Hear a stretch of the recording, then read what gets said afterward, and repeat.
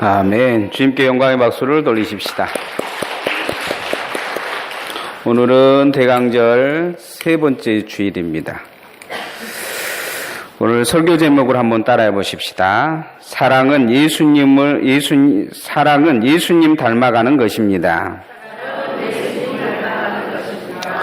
어떤 아프리카 오지에 이 선교사님 한 분이 이제 운영하는 병원이 있었습니다. 한 흑인 청년이 이 피 흘리는 발을 움켜잡고 20리를 달려왔어요. 그가 이제 다친 이유는 정글에서 나무를 이렇게 도끼로 찍다가 잘못해서 자기 발등을 찍어버린 것입니다. 그런데 이제 선교사님이 급히 지혈을 하고 이제 꼬매고 있는데 그 어머니가 바로 뒤쫓아왔던 거죠. 그런데 이 선교사님이 궁금했습니다. 뭐가 궁금했냐면, 아니 그 길도 없는 오지에 어떻게 아들이 여기까지 치료받으러 온 줄 알고 그렇게 왔을까? 이게 궁금했어요. 그래서 그 청년의 어머니에게 물었습니다. 어떻게 아들이 여기 온 줄 알고 그렇게 따라왔습니까? 그렇게 이야기하니까 그 청년의 어머니가 그렇게 이야기하더라는 것입니다. 내 아들의 핏자국을 보고 따라왔습니다. 그렇게 이야기하더라는 거죠. 이 선교사님은 그 어머니 말에 자기 마음속에 한 가지 큰 진리를 깨달은 게 있었다고 합니다. 그건 뭐냐면, 나도 예수님의 핏자국만 보고 따라가야 되겠다, 그런 생각이 들더라는 것입니다. 그리스도인들은 누구입니까? 예수님의 십자가를 보고 가는 사람들입니다. 주님의 보혈의 피를 따라가는 사람들이죠. 주님을 따라간다는 것은 주님을 닮아간다는 것이에요. 우리도 사람을 보면 누군가 옆에 사람을 두면 옆에 사람을 계속 닮아가는 모습이 보여져요. 주님을 따라가다 보면 거기 주님 십자가가 있고, 주님 십자가 따라가다 보면 주님 보혈이 있습니다. 주님의 보혈의 피를 따라가다 보면 거기에 주님 사랑이 반드시 나타나게 되어 있는 것을 볼 수 있습니다. 오늘도 우리는 주님 안에서 이 사랑을 발견해야 될 줄 믿습니다. 그 사랑의 발자국이 우리의 발자국이 돼야 됩니다. 고린도전서 13장은 그 주님을 사랑으로 어떻게 따라가야 되는지에 대해서 우리에게 자세하게 말씀해 주고 있습니다. 오늘 이제 우리가 세 절을 보게 될 텐데, 주님의 사랑을 어떻게 닮아갈 것이냐. 주님 사랑은 자신의 마음의 욕심을 비우는 사랑이었습니다. 따라하십시다. 자신의 욕심을 비우는 사랑입니다. 우리가 그런 사랑을 하기를 소원합니다. 여러분, 그 생각나면 이렇게 설레는 그 사람이 있지 않습니까? 혹 첫사랑들이 있으면. 그런데 이 사람의 마음이 그렇다고 해요. 첫사랑이 잘 살면 그 사람하고 결혼할 걸, 그런 생각도 그래서 배가 아프다고 합니다. 근데 첫사랑이 못 살면 아이고 좀 잘 살지 하고 가슴이 너무 아프다고 해요. 그런데 나중에 이 첫사랑이 갑자기 마음이 바뀌어서 자기가 와서 같이 살자고 하자면 머리 아프다고 합니다. 이 비우지 못한 인간의 마음을 잘 이렇게 나타낸 유머가 아닐까 생각을 해봅니다. 연말연시 제가 어디 좀 시대에 갔다 오다 보면 골목에 어디 들다 보면 음주 측정할 때가 많아요. 교회 차가 분명히 옆에 붙어 있는데도 반드시 하더라고요. 어떤 두 남자가 술을 먹고 운전하다가 사고를 냈습니다. 서로 사고를 냈는데 금방 알아본 거죠. 술꾼은 알아본다고. 비틀비틀하니까 아, 저거 잘 걸렸다, 이렇게 생각이 된 거예요. 덤탱이를 한번 서로 씌우려다가 이제 서로 네가 한 잔을 더 했니, 내가 한 잔을 더 했느니, 그렇게 이야기를 했어요. 나는 안 취한 것 같은데 다른 사람은 취하게 보인 거죠. 그래서 나는 한 잔밖에 안 했다. 둘 다 그렇게 우긴 것입니다. 그래서 둘이 대판 싸우다가 결론이 안 나니까 그럼 경찰서 가서 음주 측정해보자 그랬어요. 그래서 이 두 사람이 경찰서에 가가지고 음주 측정을 했는데 두 사람 다 면허 취소에 해당한 알코올이 검출된 것입니다. 그래서 그 자리에서 둘이서 잡혀가지고 조서 쓰고 면허를 취소당하면서 벌금 물었다고 합니다. 사람들이 다 이 이야기를 듣고 바보 같은 인간들이 아니냐, 이렇게 이야기하더라는 거죠. 좀 참지, 그런 이야기를 하더랍니다. 세상에 보면 우리는 늘 그렇게 살 때가 많습니다. 나는 취하지 않는 것처럼, 나는 삐뚤어지지 않는 것처럼 생각하고 살 때가 많아요. 내 마음은 무언가로 다른 것으로 채워져 있는 것처럼 생각할 때가 많습니다. 성경에 보면 이런 모습을 제자들의 모습 속에서 많이 찾아볼 수 있습니다. 주님이 십자가 지신다고 말씀하셨을 때 제자들의 머릿속에는 늘 그것밖에 없었어요. 나는 오른쪽, 왼쪽, 내 순위는 몇 번인가 그렇게 이야기를 했어요. 길 가다가도 늘 다퉜다고 사복음서는 그렇게 기록하고 있는 것을 볼 수가 있습니다. 예수님은 이런 실망스러운 제자들의 모습을 보면서도 오래 참으셨어요. 가끔은 그렇게 화를 내시기도 했어요. 내가 언제까지 참으랴 그런 이야기도 하셨어요. 그런데 또 그런 모습 속에서 온유하게 그들을 감싸시는 모습을 보여줍니다. 자신을 팔 제자들에도 손을 그 떡을 하나 나누면서 차라리 나지 않았으면 좋겠다 하면서 안타까운 모습을 보이십니다. 3번이나 수제자가 자기를 팔 거를 아시면서도 그걸 팔 거라고 말씀하시고 끝까지 부정함에도 불구하고 않으시는 모습을 볼 수 있습니다. 부활하신 후에 그 제자가 이 갈릴리에서 고기나 잡겠다고 버티는데 끝까지 찾아가셔서 내 양을 치라고 그렇게 온유하게 말씀하십니다. 이런 모습은 어디에서 나온 것이겠습니까? 그것은 주님의 마음을 비우신 것입니다. 욕심을 내지시 않으신 거죠. 제자들에게도 큰 욕심 내지 않으셨습니다. 그리고 그들이 정말 그들 자신도 비워서 주님을 따라오기를 원하셨던 모습을 보여줍니다. 고린도서 13장 4절을 한번 같이 읽어보십시다. 시작. 사랑은 오래 참고 사랑은 온유하며 시기하지 아니하며 사랑은 자랑하지 아니하며 교만하지 아니하며. 주님 모습이 아닙니까? 오래 참으신 거죠.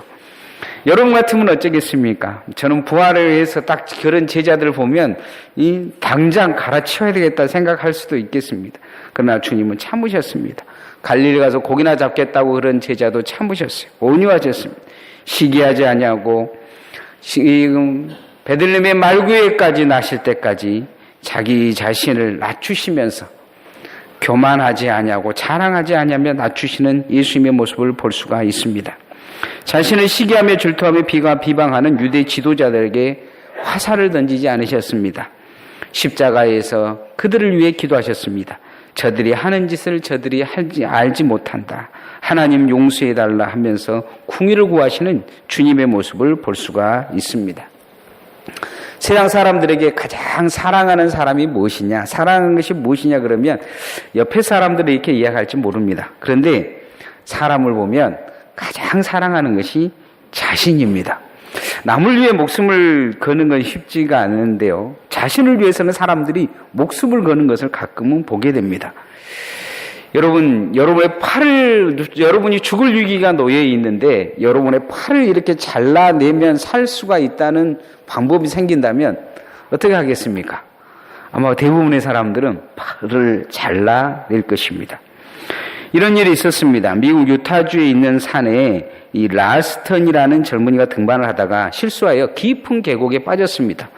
빠지면서 돌이 같이 굴렀는데 돌이 그 절벽 사이에 끼면서 팔도 끼어버렸어요.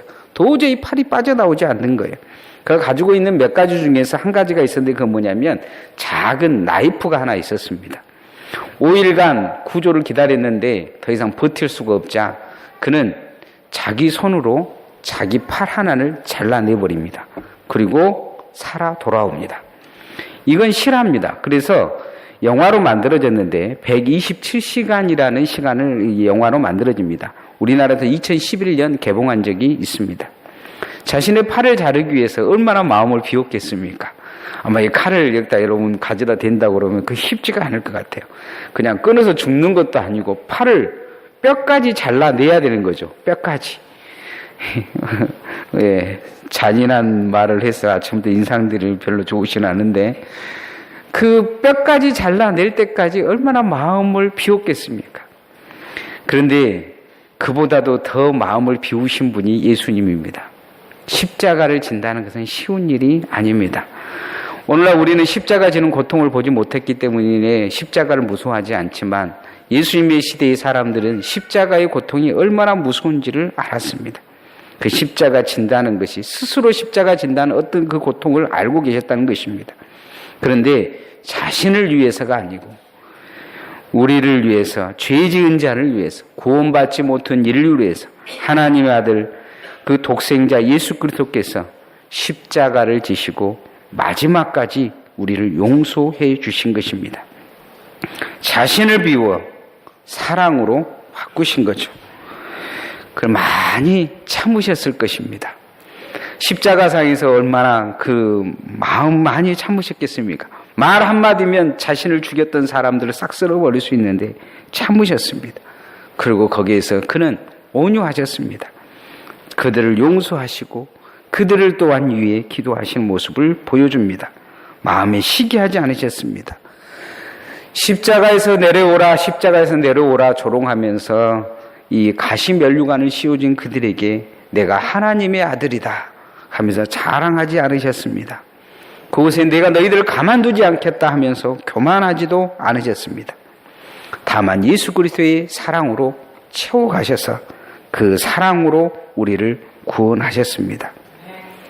예수님은 우리가 그렇게 닮아가기를 원하고 계십니다. 성탄은 이 예수 그리스도의 이 사랑의 비워가는 그 사랑의 시작입니다. 보잘것없는 마을, 이 소똥 냄새나 나는 이 소똥의 마을이라고 똥통이라고 소문난 이 베들레헴에, 그리고 그 말구 위에 조용히 오셔서 정말 겸손히 오셔서 하나님의 사랑을 이 땅에 보여주시는 절기입니다. 우리도 주님 앞에 좀 더 참고 온유하며 시기하지 않으며 자랑하지 않으며 교만하지 않는 마음으로 내 마음을 바꾸어 주님의 이 사랑을 내 마음속에 담을 수 있는 그런 은혜가 있기를 소원합니다. 두 번째로 주님의 사랑은 어떤 사랑이냐? 이타적인 사랑입니다. 따라합시다. 이타적인 사랑해야 합니다. 좀 어려운 말이죠. 이타적이라는 것은 반대말이 있어요. 그게 뭐냐면 이기적이라는 말입니다. 이기적. 우리 사람들 가끔은 자기밖에 모르는 사람들 그러잖아요. 되게 이기적이다 이렇게 이야기하지 않습니까? 사람들의 사랑을 보면 되게 이기적인 사랑을 많이 합니다. 이기적인 사랑을 표현을 해요. 내가 너한테 이렇게 사랑하는데 사랑 안 받아주면 죽여버리기도 합니다. 그냥 난리를 쳐요. 내 사랑이 이런데 왜 모르냐는 거죠. 가끔 살인자들에게 묻습니다. 왜 죽였습니까? 물으면 살인자들의 대답이 그래요. 사랑해서요. 그렇게 이야기합니다. 얼마나 이기적입니까? 어떤 아버지가 아이들을 엄마가 이혼했으니까 아이들을 아파트에서 집어 던졌습니다. 그리고 죽였어요. 그리고는 자기가 자살하려고 했는데 결국 자기는 못 죽인 거죠. 그리고는 자수했습니다. 형사가 물었어요. 왜 아이들을 집어서 던져서 죽였습니까? 물으니까 그 아버지 입에서 나오는 말이 그거예요. 사랑하기 때문입니다. 얼마나 이기적인 사랑입니까? 주님의 사랑은 그런 사랑이 아니었습니다. 너무 귀하게 자라 집안일을 한 번도 안 해본 처녀가 있었습니다. 이 처녀가 어느 대갓집에 시집을 갔어요. 그래서 이제 처음으로 시부모님에게 아침밥을 이렇게 차려드리려고 했는데 이제 준비를 하고 있었어요. 시어머니가 반찬을 좀 준비하고 밥은 네가 해라 그랬어요. 근데 밥을 했는데 웬걸 이 밥이 도저히 먹을 수 없는 밥이 된 거예요. 죽도 아니고 밥도 아니고 이게 된 거죠. 밥상을 가져오라는 시아버지에게 밥상을 들고 가서 너무 속상하고 죄송해서 그렇게 먼저 이야기했어요. 아버님 용서해 주세요. 죽도 아니고 밥도 아닌 것을 해왔습니다. 내일부터는 잘할게요. 이렇게 이야기를 했습니다. 그런데 그 대답이 정말 이 며느리 마음속에 아주 그냥 가슴 깊이 꽂혔습니다. 며느리는 이 시아버지가 혼을 낼 줄 알았는데 그렇게 시아버지가 이야기하더라는 거예요. 아가야 참 잘됐다. 실은 내가 몸살기가 있어서 밥도 먹기 싫고 죽도 먹기 싫은데 네가 어떻게 알고 며느리가 잘 들어오면 정말 집안이 잘 된다더니 죽도 아니고 밥도 아닌 것을 해온 걸 보니까 정말 고맙구나. 잘 먹겠다 하면서 잘 먹어주시더란 것이랍니다. 이 말을 들은 며느리는 너무 감사하고 행복했다고 합니다. 잘 잘 모셔야 되겠다는 생각이 들었다고죠. 그래서 시아버지를 더 극진하게 잘 섬겼다고 합니다. 이 시아버지 속에 마음에 무엇이 있겠습니까? 이타적인 사랑이 있었던 것입니다. 며느리를 먼저 사랑한 거죠. 자기 먹을 것을 먼저 챙긴 것이 아닙니다. 요즘 제가 죽만 먹고 사는데 요즘 제가 되게 이기적으로 사는 것 같아요. 우리 집사람은 맨날 죽만 해달라고 하니까. 그런데 대부분의 사람들은 이 자기가 가지고 있는 사랑을 가지고 있으면서 베푼다는 생각을 하고 삽니다. 이 베푼다는 생각 자체가 이기적이에요. 왜냐하면 남이 받아주든 받아주지 않든 그냥 하는 것이죠. 그것을 사랑하는 것이라고 이야기합니다.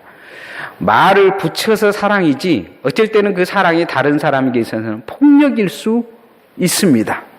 어떤 사람은 그 사랑이 다른 사람에게는 살인일 수도 있다는 것이죠. 연말이면 어려운 기간들마다 찾아온 사람들을 통해 이 기간들이 되게 힘들어한다고 합니다. 조금 성금 기간들은 성금이 필요하기 때문에 오는 사람들 받을 수밖에 없어요. 근데 조금 성금 내주고 원생들을 다 불러 모아서 함께 기념사진 찍고 또 아이들 보고 이거 안 웃으면 웃으라고 치즈 이야기도 하면서 이 치즈는 안 갖다 주면서 그러면서 이야기한다고 합니다. 밥 먹기 전에 애들이 배를 쫄쫄 구르는데 한마디씩 해야 된다고 마이크 들고 꼭 이야기를 합니다.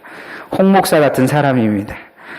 추운 마음을 따뜻하게 해주기는커녕 더 얼어붙게 만든 거죠. 멍든 마음을 치료해주기는커녕 더 아프게 만들어버린 것입니다. 싸움해 주고 더 따뜻하게 해줘야 될 사람들에게 더 멍들게 만든 것이죠. 이기적인 사랑을 한 것입니다. 오늘날 우리도 그런 이기적인 사랑으로 세상을 채워서는 안 된다고 오늘 말씀하고 있는 것을 볼 수가 있습니다. 자, 5절, 6절 말씀 같이 한번 읽어보십시다. 무례히 행하지 아니하며 자기의 유익을 구하지 아니하며 성내지 아니하며 악한 것을 생각하지 아니하며 불의를 기뻐하지 아니하며 진리와 함께 기뻐하고. 무례히 행하지 아니한다는 거죠. 자기의 유익이 아니라는 거죠. 성내지 않고 악한 걸 생각하지 않고 불의하지 않고 진리가 그 가운데 있다, 이렇게 이야기합니다. 대부분의 사람들은요, 보면 힘 있는 사람들 앞에서 잘 무례하지 않습니다. 그러잖아요. 힘 있는 사람들이 있으면 무례할 수가 없어요. 힘 있는 사람들에게 뭐 해줄 때는 대충 하지 않아요. 정성을 다하는 것을 보게 됩니다. 힘 있는 사람들 앞에서 사람들을 잘 화내지 않아요. 자기보다 힘이 있으면 사람들은 고개가, 인간 자체가 그래요. 그냥 저절로 고개가 숙여져요. 그리고 힘 있는 사람들 앞에서 악한 거 생각하지 않아요. 그러잖아요. 여러분, 검사가 눈앞에 있는데 검사 앞에 사기칠 생각 안 할 거 아니에요. 무례하지 않아요. 화내지도 않아요. 그런데 어떤 사람들은 이 힘 있는 사람들과는 달리 힘없는 사람들 앞에서는 다르게 나타날 때가 있어요. 무례할 때가 있어요. 자기만 먼저 생각할 때가 있어요. 성내고 악할 때가 많아요. 불의할 때가 많아요. 그 안에 정직한 것이 없을 때가 많아요. 가끔은 저는 이 목회자들 세계에서도 그런 분들을 가끔 보여요. 되게 마음이 아파요. 제가 이 강진에 처음에 왔을 때 몇몇 분들이 저한테 되게 그렇게 하셨어요. 그래서 제가 요즘은 이제 그분들이 제가 성질이 아주 더러운 줄 알고 저한테 그렇게 하시지는 않아요. 주님은 다르게 사셨어요. 주님은 그 시대에 힘없는 사람들에게 무례하지 않으셨어요. 그런데 힘있고 함부로 세상 사람들에게 무례히 행한 자들에게는 단호하셨어요. 사랑받지 못하고 버림받지 못한 사람들에게 무례하지 않으셨어요. 그리고 민족의 배신자들이라고 하면서 저주받아 돌이 맞을 사람들, 죄를 지어서 간음했다고 그 자리에서 돌이 맞아 죽을 사람들을 그들을 무시하지 않으셨어요. 그를 멀리하지도 않으셨어요. 그들을 용서하시고 싸매주시는 주님의 모습을 보여줍니다. 그들을 위해 욕먹는 것을 주님은 거부하지도 않으셨어요. 주저하지도 않으셨어요. 그래서 사람들은 예수님을 욕을 했어요. 세리와 창기들과 어울린다고 욕을 하셨어요. 주님 보시기에는 그렇게 말하는 사람들이 이기적인 사람으로 보였던 것 같아요. 주님은 이타적인 사랑을 하셨어요. 그들을 구하려고 애쓰셨어요. 고치시려고 애쓰셨어요. 자기를 따라오면서 3일 4일 굶었던 사람들을 그냥 돌려보내시기가 너무 그래서 그렇게 표적을 나타내지 않으기를 애쓰셨던 그 표적을 나타내셔서 오병의 기적을 일으키셨어요. 성탄은 이기적인 사랑을 멈추고 이타적인 사랑으로 옮겨가는 절기입니다. 우리가 그렇게 이타적인 사랑으로 옮겨가는 귀한 시간들 되어지기를 소원합니다. 혹 나는 너무 이기적으로 살고 있지 않는지 우리 자신을 뒤돌아 봐야 됩니다. 교회 안에서도 세상 가운데서도 나는 너무 이기적이지 않는지, 나밖에 모르고 있지는 않는지, 남에게 사랑을 한다고 하면서 나는 남이 받지 못할 사랑으로 고통 주고 있지는 않는지 우리 자신을 늘 뒤돌아 봐야 됩니다. 예수 그리스도의 사랑은 구원하시는 사랑이요 생명을 살리는 사랑이었습니다. 이 성탄에 우리가 그런 귀한 사랑을 덧입기를 소원합니다. 마지막 세 번째 예수님의 사랑은 변치 않는 것으로 채우는 것입니다. 따라합시다. 변치 않는 사랑을 해야 합니다. 예전에 EBS에서 사랑이란 다큐멘터리를 방영한 적이 있습니다. 이 프로그램에서 사랑하는 사람들의 뇌를 1년간 관찰했는데 대부분의 사랑하는 사람들이 사랑을 하면 뇌에 빨간불이 들어온다고요. 이 정수리부터 턱조구다리까지 이 가운데 이 빨간불이 들어와요. 빨간불이. 예. 그런데 이 빨간불이 조금 지나면 꺼져간다는 거죠. 한 1년 정도 지나면 보통 이 불이 들어가는 기간이 한 6개월 정도 된다고 해요. 많아야 300일 정도. 그럼 빛을 조금씩 잃어간다고 해요. 보통 900일 정도 되면 완전히 빛을 잃는다고 합니다. 사랑은 1년간 지나면 그런 머리 뇌에서는 한 50% 정도 사랑하는 그런 뇌세포들이 빛나는 것이 사라진다고 합니다. 이건 이제 생물학적 기간의 사랑이라고 해요. 이 기간에 보면 사람들이 이뻐져요. 이제 사랑하면 다 이뻐진다고 해요. 예? 그리고 사랑하면 세상이 아름답게 보인다고 합니다. 그리고 다른 사람이 나쁜 것도 다 내가 도와줘야 될 것이요 사랑스러운 것으로 바뀐다고 합니다. 그런데 갑자기 이 불이 꺼지기 시작하면 그때부터 문제가 생긴 거예요. 결혼한 사람들은 이때부터 이혼을 생각한다든지 아니면 아직 결혼하지 않는 사람들은 헤어질 가능성이 많다고 합니다. 그 사람을 보면 약간 미지근하게 보이고 뜨겁지 않고 현실이 보이기 시작한 것이죠. 전에는 단칸방에 라면만 먹고도 행복하게 살 수 있을 거라 결혼할 거 생각했는데 이 사랑의 기간이 끝나면 단판간이 뭐야 이런 마음이 든다는 것이죠. 성경은 이 생물학적인 사랑이 아닌 진정한 사랑을 하라 이렇게 말하고 있는 것을 볼 수 있습니다. 성도들도 보면 가끔 그런 경향이 있어요. 교회를 새로 옮긴다든지 아니면 이제 은혜 받은 사람들을 보면 하나님 예수님 사랑하는 모습이 주님을 위해서는 목숨까지 내놓는다고 하는데 이게 어느 정도 이제 사랑이 식어가는 정도 되면 조금씩 식어가면 이 삶의 패턴이 예전으로 다시 돌아가 버린 경향이 좀 있는 것을 볼 수가 있습니다. 근데 성경은 오늘 말씀에서 사랑은 긴 시간이 필요하다고 얘기를 합니다. 사랑은 모든 것이 되기 위해서 기간이 있다는 것이죠. 열매가 있기 위해서는 꽃이 피어야 되고 긴 여름이 지나야 되고 그리고 가을까지 익어가는 시간이 있습니다. 두 사람이 사랑해서 가정을 이루고 아이를 가지고 아이가 엄마 뱃속에서 10개월 보내고 아이가 또 태어나서 장성하고 그래서 그 가정이 사랑하는 가정으로 만들어지기까지 두 사람이 세 사람이 되고 그 가정이 하나님의 은혜의 사랑이 만들기까지는 긴 시간이 필요합니다. 그 열매가 사랑이라는 것입니다. 오늘 고린도서 13장 7절 말씀 한번 같이 읽어보십시다. 시작. 모든 것을 참으며 모든 것을 믿으며 모든 것을 바라며 모든 것을 견디느니라. 농사 짓는 분들은 아마 이거 잘 아실 거예요. 예, 참아야죠. 그죠? 그러니까 어느 날 갑자기 자꾸 이거 뽑아보면 무 잘 자랐는지 뽑아보면 무이 더 이상 크지는 않을 것입니다. 예, 믿어야죠. 예, 잘 클 거라고 믿어야지. 예, 그리고 바라고 소망해야죠. 그리고 잘 견뎌내야죠. 이게 사랑이라고 합니다.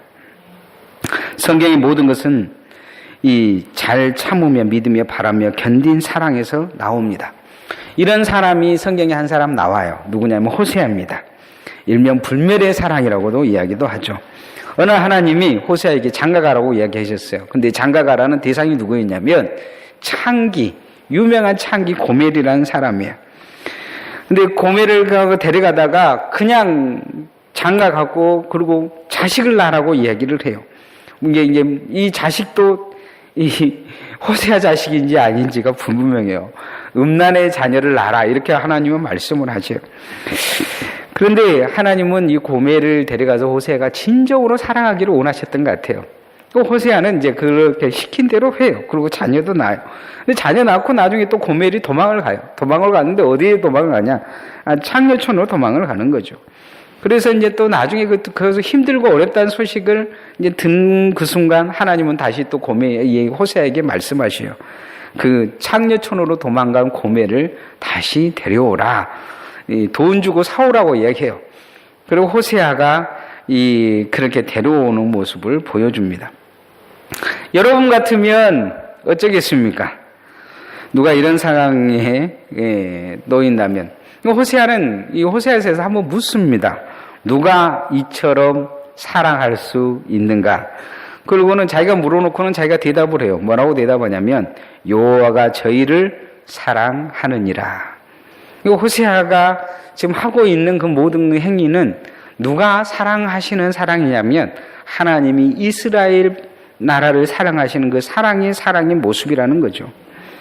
그렇죠. 하나님이 참고 믿으며 바라며 견디는 사랑을 호세아에게도 요구하시는 모습을 보여줍니다. 오늘 말씀처럼 모든 것을 참는 사랑, 모든 것을 믿는 사랑, 모든 것을 바라는 사랑, 견디는 사랑을 호세아에게 요구하셨는데 호세아는 정말 위대하게 눈물의 선지자처럼 눈물을 주룩주룩 흐르면서 그 사랑을 이루어 갑니다. 그냥 하나님 사랑하라니까 내가 기쁩니다. 행복합니다. 이렇게 한 게 아니에요. 이 호세아의 별명은 또 한 명이 있는데 뭐냐면 눈물을 주룩주룩 흘리면서 그 사랑을 이루어가요. 주님은 우리도 이와 같이 사랑하라 하십니다. 사랑하기 위해 더 참고 사랑하기 위해 더 믿고 사랑하기 위해 더 바라고 견디는 하나님의 사랑을 이루어가라 하십니다. 그게 모든 것이 돼야 된다 이야기합니다. 모든 것이란 것은 덜어버린 것이 아닌 완전한 것이고 변치 않는 것입니다. 분위기가 이제 호세아 이야기하니까 다들 얼굴들이 이제 찡그러지면서 그래요. 불가능합니다. 그러나 주님이 우리에게 불가능한 사랑을 하셨습니다. 예수님이 우리에게 이 불가능한 사랑을 하셔서 우리를 구원하신 것이죠. 성탄은 이 불가능의 시작입니다. 그리고 예수 그리스도 안에서 주님은 이 불가능을 가능으로 바꿔놓으셨습니다. 오늘날 우리도 지나온 교회의 역사를 보면 그 불가능을 가능으로 바꿔놓은 믿음의 선진들이 있습니다. 우리도 그렇게 성탄을 맞이하기 전에 내 마음을 가능으로 바꿔놓는 사랑이 있기를 소원합니다. 성탄의 사랑은 예수님을 닮아가는 것입니다. 예수님은 자신을 철저히 부으셨습니다. 이기적인 사랑을 멈추고 남을 받아들일 수 있는 생명을 구원한 이타적인 사랑을 하셨습니다. 오래 참고 변치 않으며 모든 것이 가능하게 하는 그 변치 않는 사랑으로 바꾸어 놓으셨습니다. 우리도 그렇게 주님 닮아가는 귀한 발걸음 되어지기를 소원합니다. 찬양하겠습니다.